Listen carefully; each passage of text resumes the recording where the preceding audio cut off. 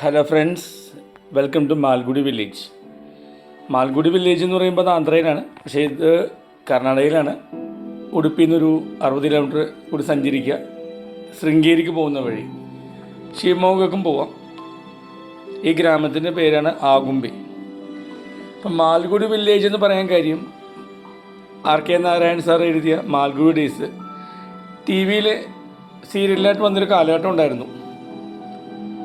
അപ്പോൾ ഒരു തലമുറയിലെ ഇന്നത്തെ തലമുറ ചെറുപ്പത്തിൽ വായിച്ച് രസിച്ചൊരു നോവലായിരുന്നു മാൽഗുഡി ഡേയ്സ്. ഇത് ചിത്രീകരിച്ചത് ഈ ഒരു ഗ്രാമത്തിലാണ്. കർണാടകയിലെ മഴക്കാടുകൾ എന്നാണ് ആഗുംബെനെ അറിയപ്പെടുന്നത്. രാവിലെ ഒരു 9 മണി വരെ നല്ല തണുപ്പായിരിക്കും.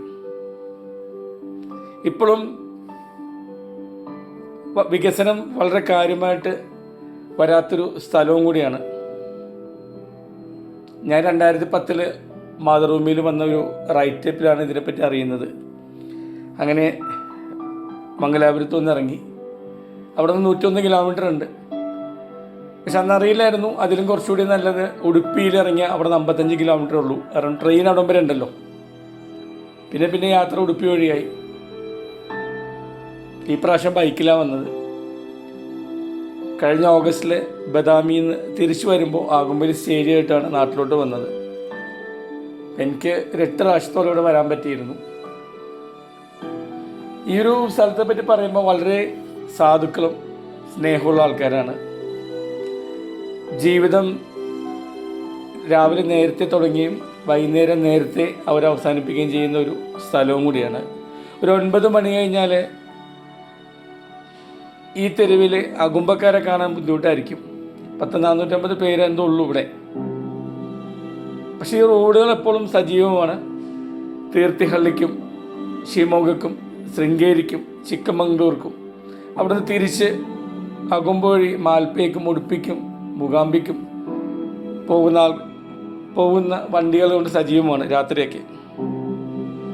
ഇവിടുന്ന് കൊല്ലൂർ മൂകാംബിയ 95 കിലോമീറ്ററാണ്. ഏകദേശം അത്രയും ദൂരം തന്നെ എതിർവശത്ത് ഓടിയ ചിക്കമംഗ്ലൂരാവും. ശൃംഗേരി ശങ്കരാചാര്യ മഠം 26 കിലോമീറ്ററാണ്. ഇതാണ് ആഗുംബെയുടെ കവാടം എന്ന് പറയുന്നത്.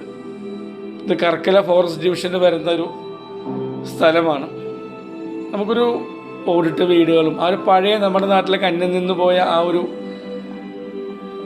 വ്യവസ്ഥ രീതികൾ കാണണമെങ്കിൽ ഇവിടെ തന്നെ വരണം. നാട്ടിൽ നിന്ന് 550 കിലോമീറ്റർ ഉണ്ട്. ഏറ്റവും അടുത്ത റെയിൽവേ സ്റ്റേഷൻ ഉടുപ്പി തന്നെയാണ്. ഇപ്പോൾ ഉടുപ്പിയിൽ നിന്ന് ഇങ്ങോട്ടുള്ള 60 കിലോമീറ്ററുള്ള ഒരു 28 കിലോമീറ്ററോളം റോഡ് മോശമാണ്. റോഡ് പണിതുകൊണ്ടിരിക്കുകയാണ്. അപ്പോൾ പൊടിയും കുഴികളും നിറഞ്ഞ റോഡാണ്. പക്ഷെ വരും കാലത്ത് 1.5 വർഷം കഴിയുമ്പോഴേക്കും നല്ല റോഡായിട്ടത് മാറും. ജീവിതത്തിൽ നമുക്കൊരു സന്തോഷം, നമ്മുടെ തിരക്കിൽ നിന്ന് ഒന്ന് മാറി നിൽക്കണമെങ്കിൽ എന്തുകൊണ്ടും വരാൻ പറ്റിയൊരു സ്ഥലമാണ് ആഗുംബെ. താമസവും ഇവിടെ മല്ലയ റെസിഡൻസി ഉണ്ട്. പിന്നെ ഇപ്പോൾ 1-2 ഹോം സ്റ്റേകളുണ്ട്. കാട്ടിൽ സ്റ്റേ ചെയ്യാനുള്ള ഫാം ഹൗസുകളുണ്ട്. പക്ഷെ ഞാൻ വന്ന സമയത്ത് ഈ മല്ലയുടെ റെസിഡൻസി മാത്രമേ ഉണ്ടായിരുന്നുള്ളൂ.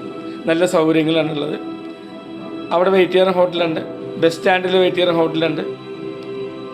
പിന്നെ ഇവിടെ ഇതൊരു പ്രത്യേകത എന്ന് വെച്ചാൽ ക്ലൈമറ്റിന് വേണ്ടി നമ്മളൊരു മദ്യം ബിയർ ഇതൊക്കെ നമ്മൾ വാങ്ങണമെങ്കിൽ നേരത്തെ വാങ്ങുക. ഒന്നെങ്കിൽ ഉടുപ്പിൽ നിന്ന് വാങ്ങി വരിക, അല്ലെങ്കിൽ മഞ്ഞ വഴി സോമശേഖര അവിടെ ഉണ്ട്, അല്ലെങ്കിൽ ഇവിടുത്തെ തീർത്ഥഹള്ളി പോകേണ്ടി വരും, അല്ലെങ്കിൽ ശൃംഗേരിയിൽ. ജീവിതത്തിൽ നമ്മുടെ സായനഘട്ടത്തിലേക്ക് എത്തുമ്പോൾ നമുക്ക് കുറേ ഓർമ്മകളുണ്ടാവും. ആ ഓർമ്മകൾ നമുക്ക് ആഗുംബെ തീർച്ചയായിട്ടും തരും. ഈ വീടുകളും ഈ വഴികളും ഒരിക്കൽ സഞ്ചരിച്ചിട്ടുണ്ടെങ്കിൽ നമ്മുടെ മനസ്സിൽ ഒരിക്കലും മായില്ലത്. നമ്മളെത്ര തിരക്കിട്ട സിറ്റിയിൽ പോയാലും എത്ര ഫാസ്റ്റായിട്ടുള്ള ജീവിതത്തിൽ ജീവിച്ചു കഴിഞ്ഞാലും ഇവിടെ വരുമ്പോൾ കിട്ടുന്നൊരു ശാന്തത, ഒരു സന്തോഷം, അതെനിക്ക് വേറെ എങ്ങും കിട്ടിയിട്ടില്ല. കേരളം കഴിഞ്ഞ് എനിക്ക് ഏറ്റവും ഇഷ്ടപ്പെട്ട സ്ഥലമാണ് കർണാടക. അപ്പം നിങ്ങളും വന്നം കാണണം.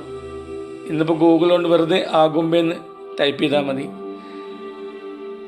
പരിമിതമായ സൗകര്യങ്ങളിൽ നല്ലൊരു ജീവിതം നമുക്ക് ജീവിക്കാൻ പറ്റും. ഇവിടെ ഓർമ്മകളായിട്ട് തിരിച്ചു പോകാൻ പറ്റും.